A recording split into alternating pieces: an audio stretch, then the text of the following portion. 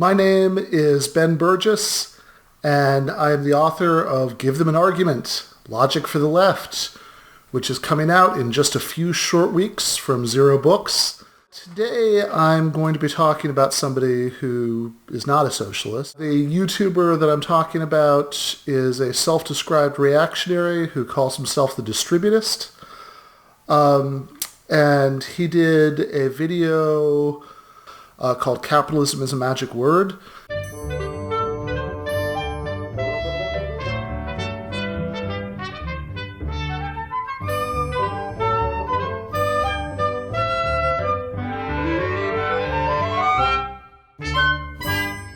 As the video goes on, the Distributist talks about Marxism, and he says that contemporary Marxists deny a lot of things classical Marxists say, and thus really muddy up the waters, so it's much less clear what they're talking about.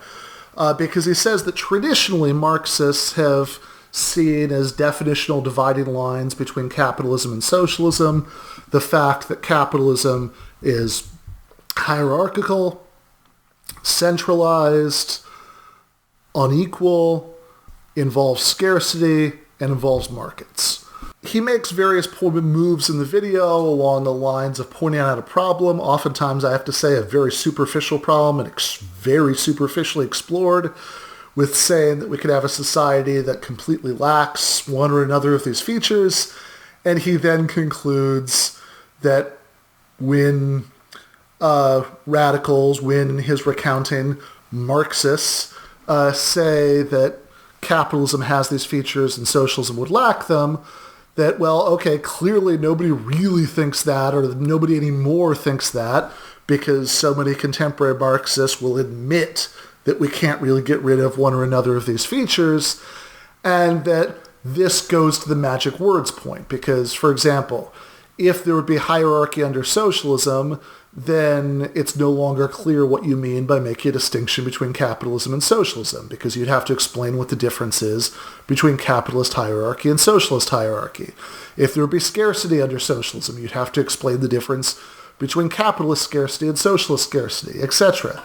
Piggybacking on the point about the continuum fallacy, one thing that I think that he consistently misses in this discussion is that all of these concepts come in degrees. So to pick an obvious example, hierarchy.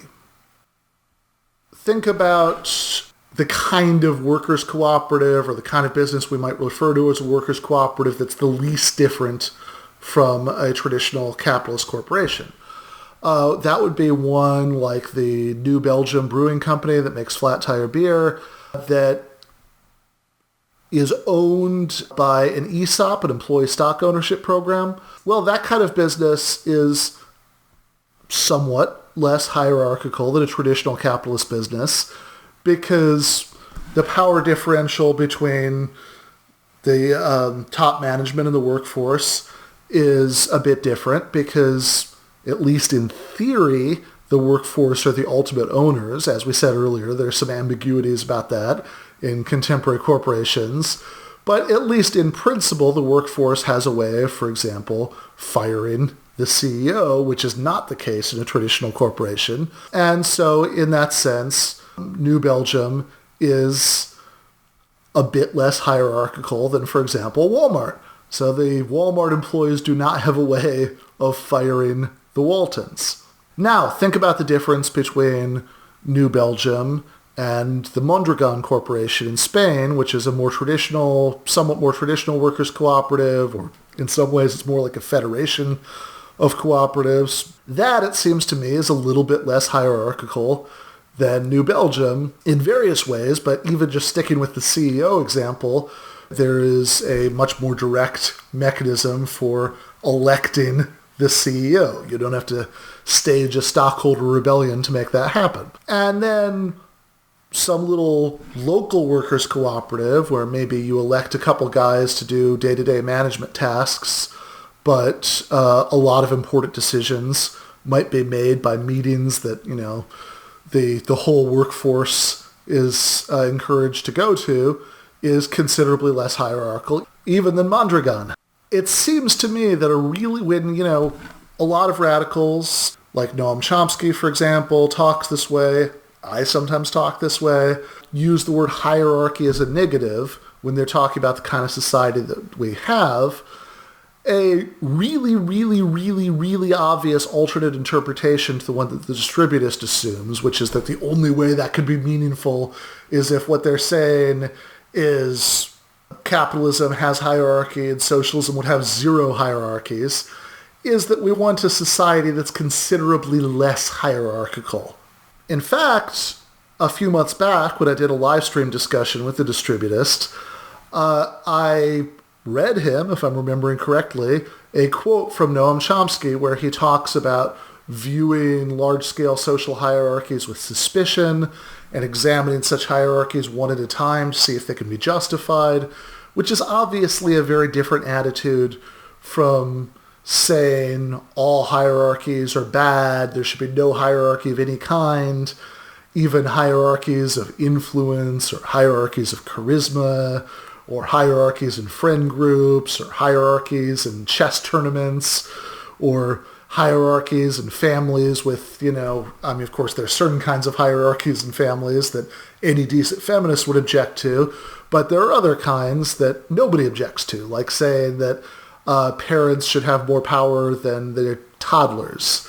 So if the toddler, wants to stick his finger in an electrical socket, the parent should have the ability to paternalistically protect them from their own instincts. Nobody is advocating the eradication of that. Okay.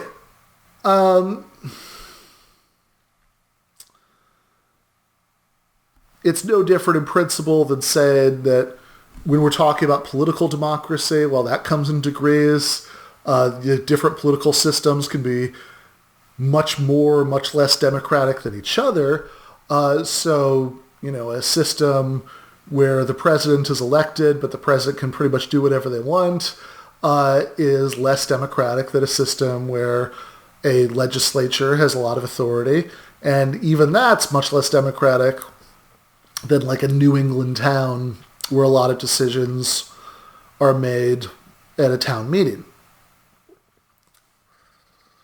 But somebody who said to a democratic dissident in a monarchy or dictatorship, oh, I don't even know what you mean when you talk about democracy because there's this variation, I don't think we'd take that very seriously. We'd say, yeah, there's some ambiguity around the edges in what they're saying, but I think we still know what the democratic dissident is saying.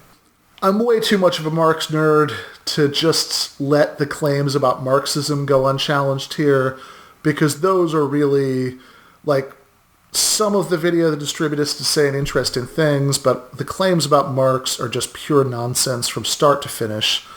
And normally I'd be a little bit gentler about this.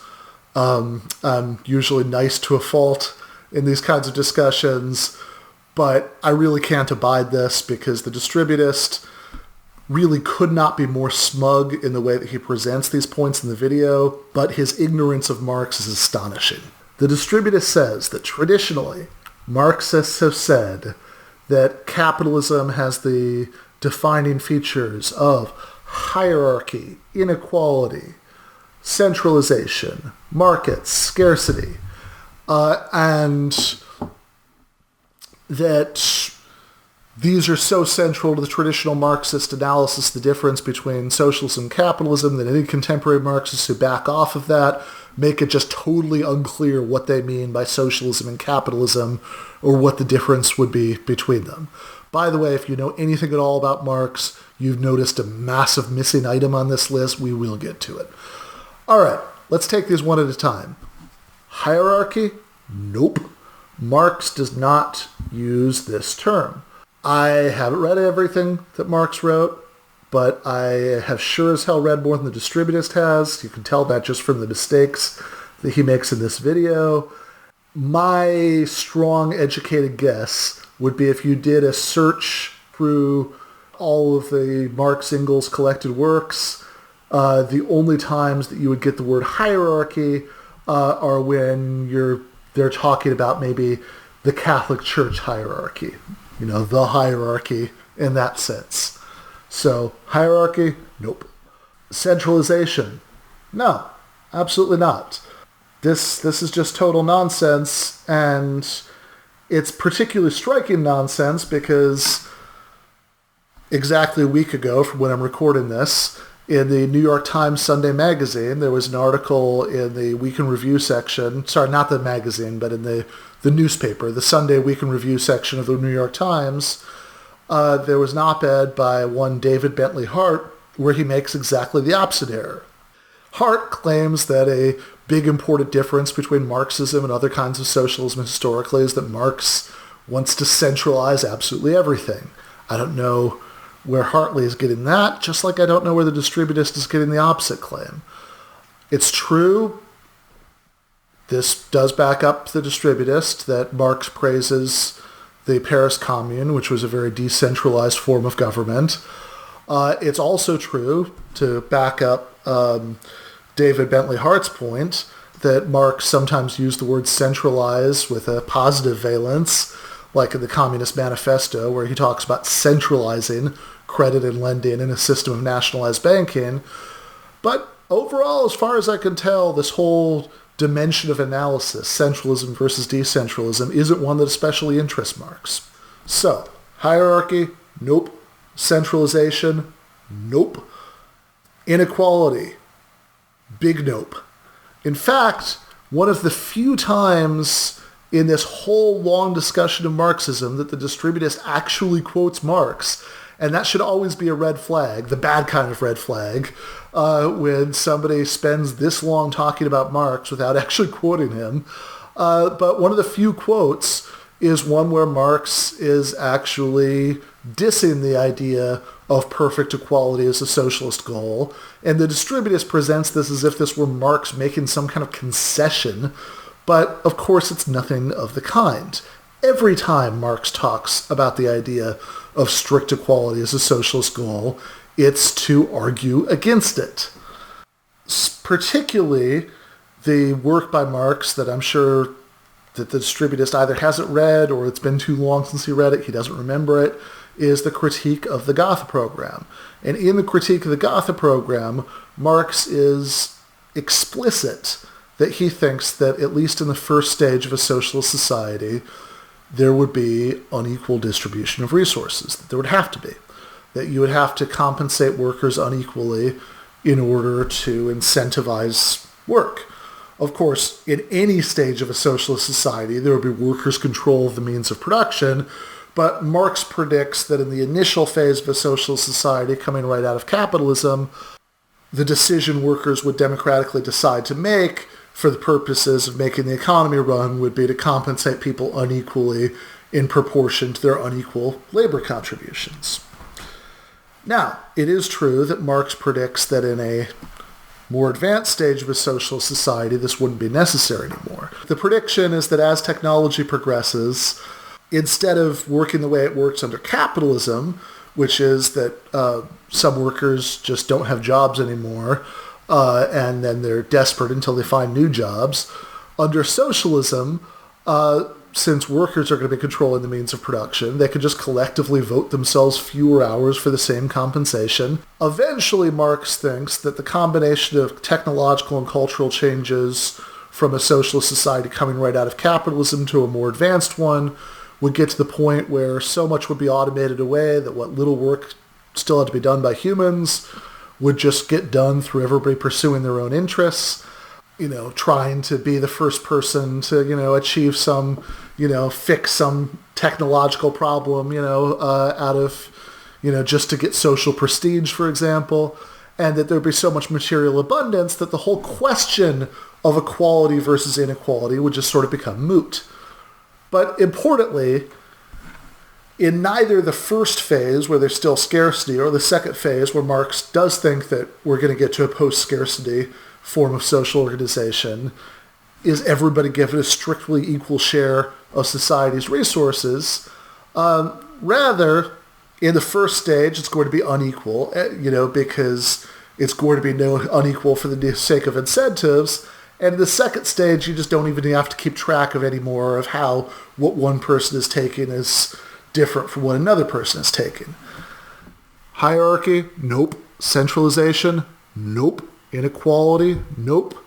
How about scarcity? We just talked about scarcity, and it might sound like the distributist is on firmer ground here, except if you're paying enough attention to see that he is absolutely not on firmer ground, because Marx is explicit in predicting that in the first phase of a socialist society, there will still be scarcity. So clearly it is not Marx's view that scarcity versus no scarcity is a dividing line between capitalism and socialism, because he explicitly says that there will be a socialist society that still has scarcity.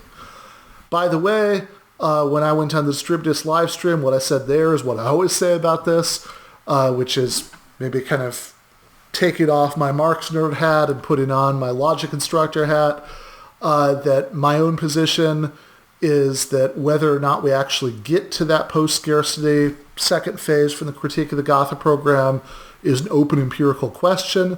And even as far as lower phase, I don't know if things would work exactly the way Marx talks about there. I think the idea of the labor value notes, I'm not impressed by that. I think that even a much more basic kind of socialist society would still be a massive improvement over what we've got and still well worth fighting for, whether or not, I'm enough of a techno-utopian. I do take that post-scarcity vision seriously. I do think and hope, right, that we might get to it.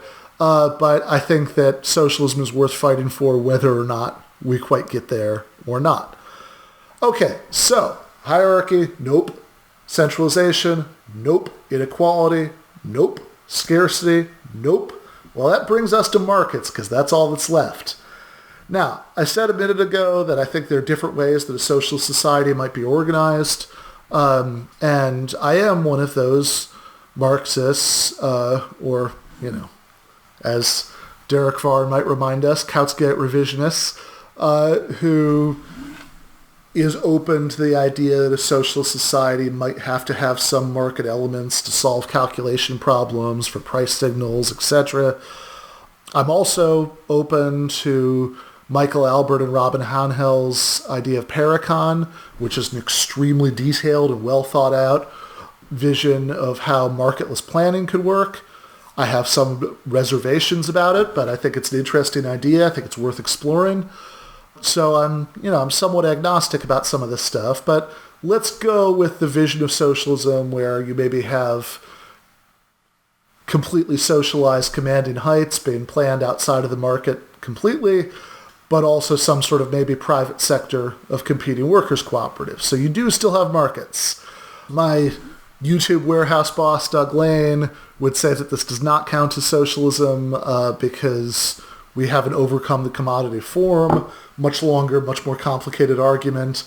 But let's just talk about that vision of socialism for a minute and see how that fares with the distributist critique. Would Marx not call that socialism? I don't think there's a lot of textual evidence for that. It's true that Marx's own ideas in Critique of the Gotha program, which is one of the very few places where he does venture some guesses about how a socialist society might work, do involve completely marketless planning.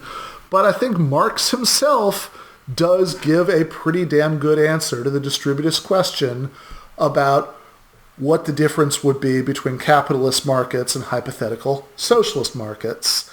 And he talks about that in the last paragraph of the first chapter of the Critique of the Gotha program, where after giving his own thoughts about how distribution of consumer goods would work in a socialist society, Marx then slams his Lassallean factional rivals for putting so much emphasis on distribution in the first place. He says, okay, if we're going to talk about it, here are my ideas about how distribution would work, but why are we talking so much about distribution anyway? Here's what Marx says. Any distribution whatever of the means of consumption is only a consequence of the conditions of the distribution of the conditions of production themselves. The latter distribution, however, is a feature of the mode of production itself. The capitalist mode of production, for example, rests on the fact that the material conditions of production are in the hands of non-workers in the form of property and capital and land, while the masses are only owners of the personal conditions of production, of labor power. If the elements of production are so distributed, then the present-day distribution of the means of consumption results automatically. If the material conditions of production are cooperative property of the workers themselves, then likewise, there results a distribution of the means of consumption different from the present one. So that's the obvious distinction. That's the obvious element the distributist left out of his list of candidates for dividing lines between capitalism and socialism, which is who owns the means of production. So here's another Marx quote talking about what might be considered experiments in market socialism. This is from his inaugural address to the International Working Men's Association in 1860, talking about workers' cooperatives. And he says, the value of these great social experiments cannot be overrated. By deed instead of argument, they have shown that production on a large scale and in accordance with the behests of modern science may be carried on without the existence of a class of masters employing a class of hands. That seems like a pretty obvious distinction, whatever you think about the markets question, about even if you think a socialist society would have to include some market elements, about what the difference would be between capitalist markets and socialist markets, and it also makes it pretty clear in general what at least one important dividing line is between capitalism and socialism. And this, at long last, brings me back to my video, which the distributist cut off, intentionally or not, at a very misleading place. He didn't give his viewers any indication of why I was talking about capitalism in that clip, or indeed why I was talking about the Green New Deal in that clip. What I was talking about was the fact that an early version of Alexandria Ocasio-Cortez's Green New Deal proposal, this didn't make it into the actual resolution, but an early version that a staffer, I think, had posted on her website, included a proposal for a UBI, Universal Basic Income. And despite the fact that there are actually libertarians and even conservatives like Charles Murray who have supported the idea of a UBI, the right wing in America reacted to the fact that this early version of the Green New Deal proposal included the idea of income for people who could work but chose not to, with a four-alarm freakout. Like, they were just morally disgusted by this idea. Why on earth would we want to provide income to people who could work but choose not to? And that's why I was bringing up capitalism. And this actually totally undermines the implication of his use of my video, that I was using capitalism as this vague magic word, because pretty clearly the specific feature of capitalism I was highlighting was what Marx mentioned in that quote earlier, the means of production being in the hands of non-workers. Because I was saying that here it's pretty funny that conservatives, people who would describe themselves as ardent defenders of capitalism, are getting upset at the idea of income not being attached to work, when, by definition, if they're cool with capitalism, they're okay with capitalists be getting income in the form of profits that's not attached to them having to work. So that seems like a pretty straightforward critique, and it's not vague, and it doesn't rely on not being clear about what capitalism means. And I don't think anybody who watched a minute or two of the video after the point the distributist cut off could have possibly come to those conclusions. It really seems like he was trying to cherry pick a place where I used the word capitalism while getting excited, so he could say, look at this guy getting excited about the use of this magic word.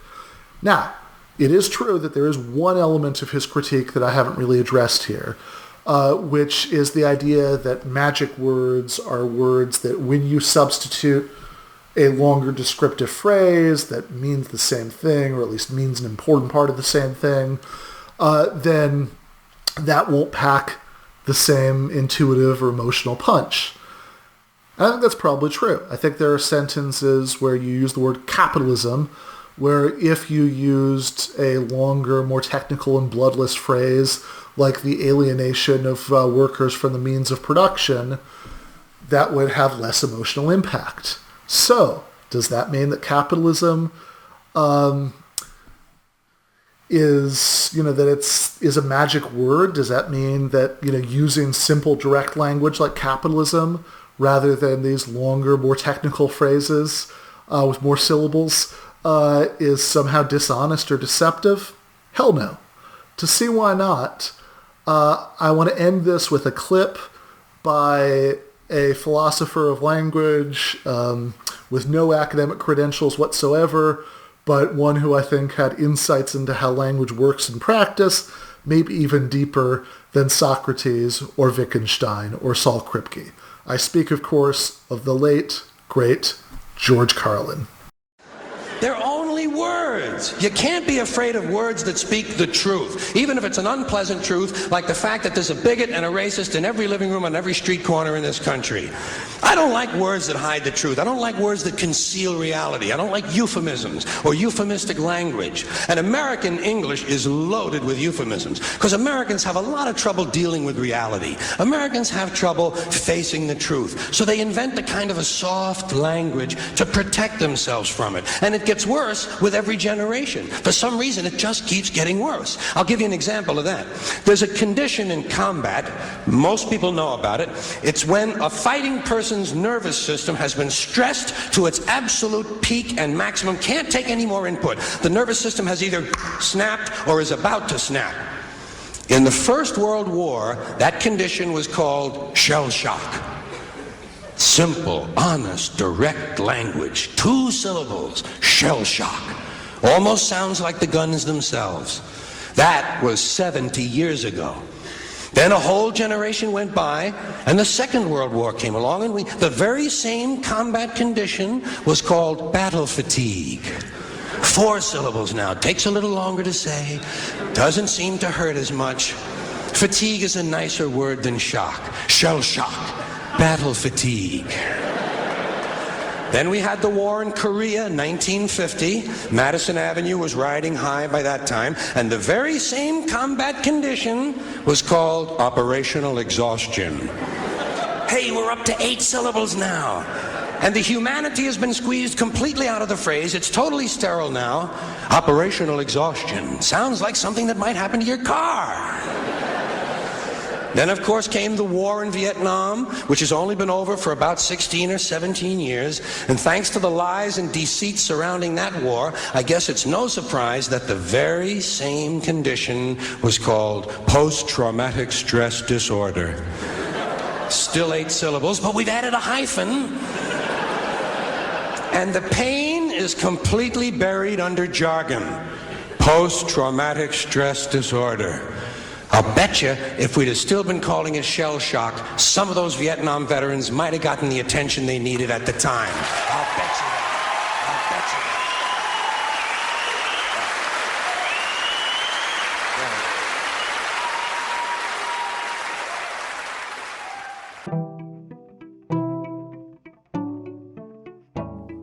Thanks for watching this Zero Books video. If you enjoyed it, subscribe to this channel and click on the notifications bell so that you'll be alerted whenever we release a new video. You should also consider supporting us on Patreon. Our patrons get access to our Inside Zero Books podcast every week and can get access to the Zero Books Book Club and help us to continue making online content from the left.